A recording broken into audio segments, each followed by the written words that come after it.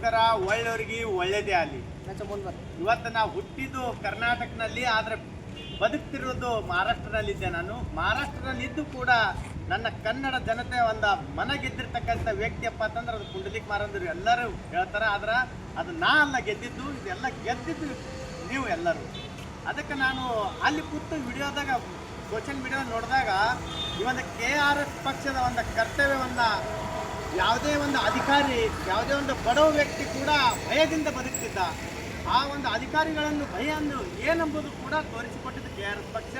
ಮತ್ತು ಯಾವುದೇ ಒಂದು ಸಾಮಾನ್ಯ ವ್ಯಕ್ತಿ ನೀವು ಅಂಜಬೇಡ್ರಿ, ಧ್ವನಿ ಎತ್ರಿ, ನೀವು ಸದೃಢವಾಗಿ ಬದುಕ್ರಿಯಪ್ಪ ತಂದು ತೋರಿಸಿದ್ದು KRS ಪಕ್ಷ.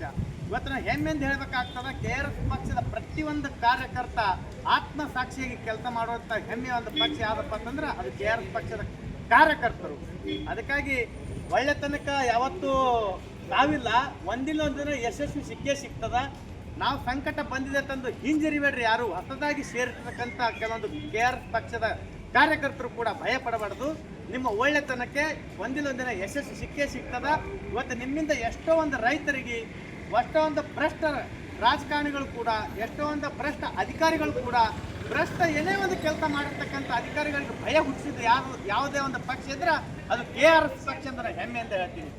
ಆದರೆ ಇದು ವ್ಯಕ್ತಿತ್ವವನ್ನು ವ್ಯಕ್ತಿಗಳಿಗೆ ನೋಡಿದ ತಕ್ಷಣ ಗೊತ್ತಾಗ್ತದ.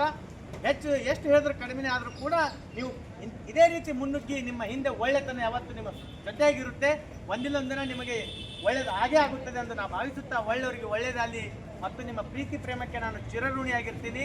ಜೈ ಶ್ರೀ ಮಹಾಕಾಲ್, ಹರ ಹರ ಮಹಾದೇವ್.